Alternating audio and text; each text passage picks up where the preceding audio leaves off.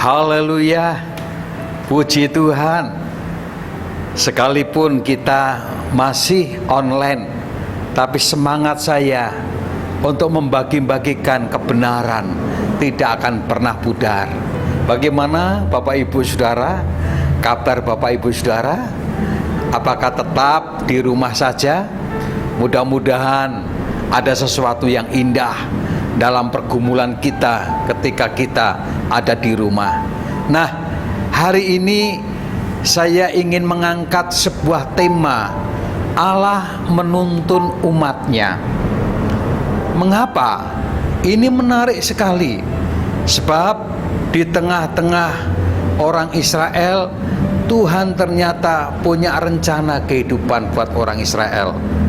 Dia menuntun umatnya, tidak seperti yang kita inginkan. Ternyata dalam perjalanan orang Israel, ternyata begitu banyak hal yang tidak dimengerti oleh orang Israel.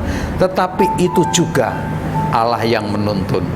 Baiklah, mari kita akan lihat dan mari kita akan baca di dalam Keluaran 13 ayat yang ke-18. Demikian firman Tuhan. Tetapi Allah menuntun bangsa itu berputar melalui jalan padang gurun keluar Tibrau. Dengan siap sedia berperang berjalanlah orang Israel dari tanah Mesir. Kita lihat lagi, tetapi Allah menuntun bangsa itu berputar melalui jalan di padang gurun. Jadi umat Israel dituntun Tuhan. Jelas pribadi Tuhan sendiri yang menuntun melalui Musa tentunya. Tuhan tidak menunjukkan fisik lalu menuntun, tidak. Karena setiap orang melihat Tuhan yang suci pasti mati. Kita lihat bagaimana respon orang Israel ketika melihat Musa pada waktu Musa ada di Gunung Sinai. 40 hari kemudian Musa turun, dan setelah turun umat Tuhan melihat Musa, mereka tidak sanggup melihat wajah Musa karena muka Musa memancarkan sinar dan membuat mereka tidak kuat.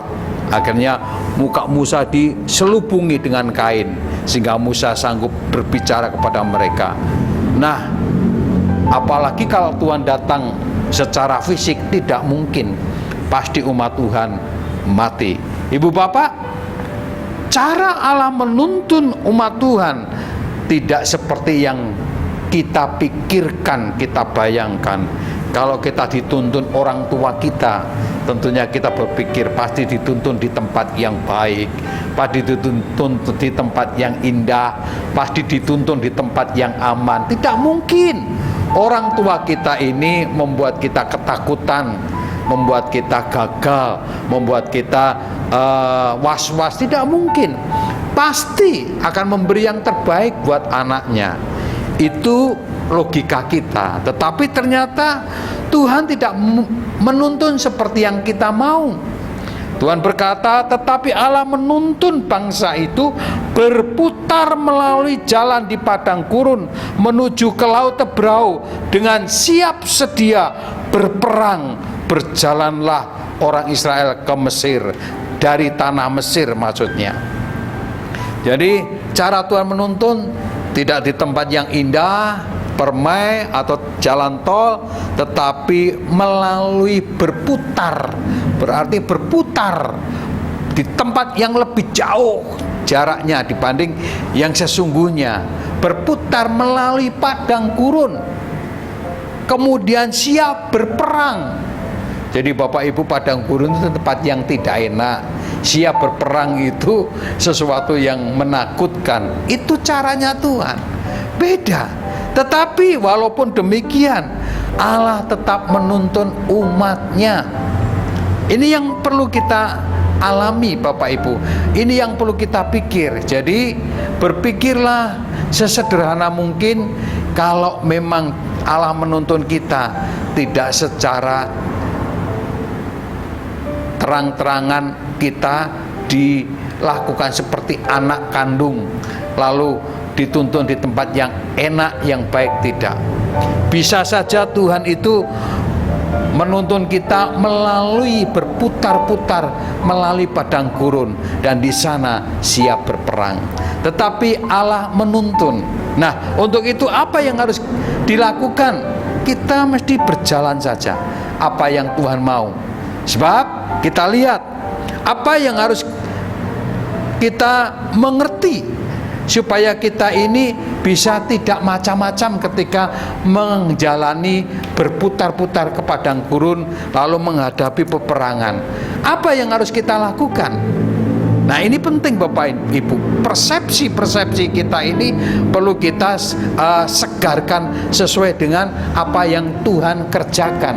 Nah, ketika Tuhan menuntun umatnya berputar melalui padang gurun dan memperhadapkan umat untuk berperang, ternyata Tuhan juga punya solusi. Ya, ternyata Tuhan juga punya solusi, Bapak Ibu Saudara. Apa solusinya? Ini yang penting, supaya kita tidak ketakutan, supaya kita tidak khawatir, cemas, was-was. Apa yang harus kita lakukan ketika kita harus menghadapi padang gurun, ketika kita menghadapi peperangan musuh yang besar? Kita lihat yang berikutnya. Ternyata Allah berpikir sebelum umatnya berpikir. Ini yang pertama. Allah berpikir sebelum umatnya berpikir. Ayat 17, sebelum mereka ini berjalan, Allah sudah berpikir dulu. Ya, sebelum mereka itu menempuh perjalanan, Allah sudah berpikir. Jadi lebih baik kita jalani saja. Tidak perlu kita berpikir 100 kali lipat, atau kita pusing-pusing, naikkan turunkan, tambah pusing menghadapi keadaan ini. Kita berkata, kita melihat Allah berpikir sebelum umatnya berpikir. Ayat 17, setelah Fir'aun membiarkan bangsa itu pergi, Allah tidak menuntun mereka melalui jalan di negeri orang Filistin, walaupun jalan itu paling dekat. Sebab firman Tuhan, jangan-jangan bangsa itu menyesal apabila mereka menghadapi peperangan, sehingga mereka kembali ke Mesir. Nah, Allah sudah berpikir kalau umatku ya nanti ya menghadapi orang Mesir, orang Filistin, berperang menghadapi orang Filistin, orang yang paling kuat waktu itu. Ketika menghadapi perjalanan ada orang Filistin yang menghadang, mereka tidak kuat, lalu mereka pergi ke Mesir. Itu sebabnya Allah didik mereka dulu melalui padang gurun, supaya karakter mereka bertambah kuat, supaya keadaan mereka sanggup menghadapi orang Filistin. Sebab itu Ibu Bapak Saudara, Allah sudah berpikir dulu sebelum umatnya berpikir. Nah, oleh sebab itu ketika kita menghadapi hal-hal yang tidak mungkin, lalu kita sedang berjalan di masa-masa yang sukar, terik matahari, dingin luar biasa, sendirian, tidak ada air, tidak ada makan, tetap kita berjalan. Karena kita percaya Allah berpikir sebelum umatnya berpikir. Jangan pikiran kita, logika kita yang kita naikkan, kita turunkan. Kita tambah tidak sanggup, lalu kita bisa murtad, lalu kita bisa mundur dari pelayanan. Jalani saja. Ini kegagalan orang Israel. Oleh sebab itu saya ajarkan kepada Bapak Ibu Saudara, ingat bahwa ternyata walaupun Tuhan memberikan jalan berputar, tapi Tuhan sudah berpikir supaya umat Israel siap menghadapi orang Filistin. Ini yang pertama. Yang kedua, apa yang Tuhan lakukan?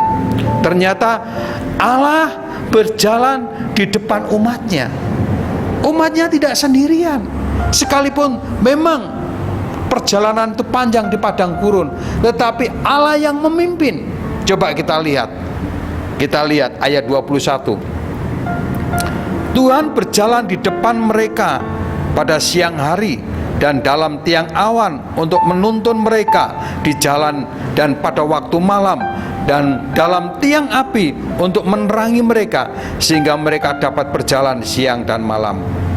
Waktu mereka berjalan di padang gurun tidak ada peta, Tidak seperti sekarang ada peta, ada penunjuk melalui satelit. Dulu tidak ada. Orang bisa tersesat dan mati di padang gurun. Tetapi Allah yang membawa mereka, Allah berjalan di padang gurun di depan mereka. Pada waktu siang hari, Allah membuat, kita lihat, tiang awan supaya orang Israel tidak kepanasan, sehingga orang Israel sanggup berjalan melalui padang gurun. Pada malam hari, Allah membuat tiang api supaya mereka tidak kedinginan dan mereka bisa berjalan di padang gurun dalam kegelapan, karena tiang api menjadi obor. Itu luar biasa. Kadangkala kita tidak berpikir cara Tuhan, kadangkala kita berpikir cara kita. Yuk, ketika kita yakin kita ada di jalan Tuhan dalam masa-masa yang sukar ini, marilah kita percaya bahwa Allah di depan kita. Allah sudah menyediakan hal-hal yang perlu buat kita. Saat siang hari, Dia menyediakan tiang awan. Saat malam hari, Dia menyediakan tiang api. Bukankah itu Tuhan yang menyediakan? Jadi ibu bapak saudara, kita percaya dalam perjalanan kita menuju Kanaan yang begitu panjang, begitu ngeri karena lewat padang gurun, Allah sudah di depan kita. Jalani saja. Kalau kita berpikir, maka kita akan bersungut-sungut. Nampaknya banyak orang berpikir. Pikiran kita kadang-kala menyesatkan kita kalau kita tidak sesuai rencana Tuhan. Ibu bapak saudara, yuk mulai hari ini jalani saja. Kita yakini bahwa Tuhan sedang memimpin kita.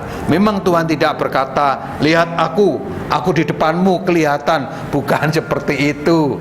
Ini bahasa rohani. Bapak ibu saudara, sesuatu yang kita imani dengan sungguh bahwa Tuhan memimpin kita akan menjadi kenyataan. Oleh sebab itu, pada saat ini saya anjurkan, ketika kita sedang menghadapi padang gurun, ingat, yang kedua, Allah memimpin umatnya di depan. Allah berjalan dengan umatnya di depan. Jadi di depan ini kita tidak perlu takut karena ada Allah. Yang berikutnya, Bapak Ibu Saudara, yang ketiga, Allah menjadi pelindung umatnya. Allah menjadi pelindung umatnya.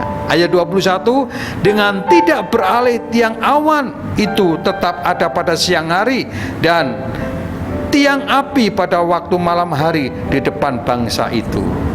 Jadi Allah menjadi pelindung sepanjang pagi sampai sore, tidak pernah beranjak apapun bentuknya, apapun keadaannya. Mungkin ada badai, mungkin ada banyak hal, tetap tiang awan itu mulai pagi sampai sore tetap ada untuk melindungi umatnya. Mulai dari sore sampai pagi, tiang api tetap ada dan terjaga. Mungkin ada hujan lebat di malam hari, tetap tiang api menyala dan terus menerangi dan memberikan kehangatan. Allah menjadi pelindung. Jadi berarti Allah itu menuntun umatnya untuk berjalan melalui kehidupan kita ini menuju ke Kanaan rohani, yaitu surga samawi sana. Kita sedang berjalan di sana, harus melewati padang gurun, berputar-putar, harus menghadapi peperangan, perang batin kita, perang keinginan kita, perang daging kita, banyak peperangan yang lain. Tetapi Tuhan, ingat, berperan, ada 3 peran Tuhan waktu Dia menuntut umatnya berjalan melalui kehidupan kita ini. Yang pertama, Allah berpikir sebelum umatnya berpikir. Yang kedua, Allah berjalan di depan umatnya dan umatnya tidak perlu takut tersesat. Kalau kita percaya menurut Tuhan, tidak akan tersesat. Yang ketiga, Allah menjadi pelindung apapun bahayanya, apapun keadaannya. Yang tidak mungkin jadi mungkin. Dia tetap menjadi tiang awan di tengah siang hari, mulai dari pagi sampai sore. Dia tetap menjadi tiang api di tengah umatnya, mulai dari sore sampai pagi, sehingga umatnya tetap akan hangat. Tuhan memberkati Bapak Ibu Saudara. Biarkan ini menjadi perenungan kita, supaya kita makin dikuatkan dalam perjalanan hidup. Sebab Allah menuntun umatnya tidak diam. Dia berpikir sebelum umatnya berpikir. Allah berjalan di depan umatnya, dan Allah menjadi pelindung. Tuhan Yesus memberkati.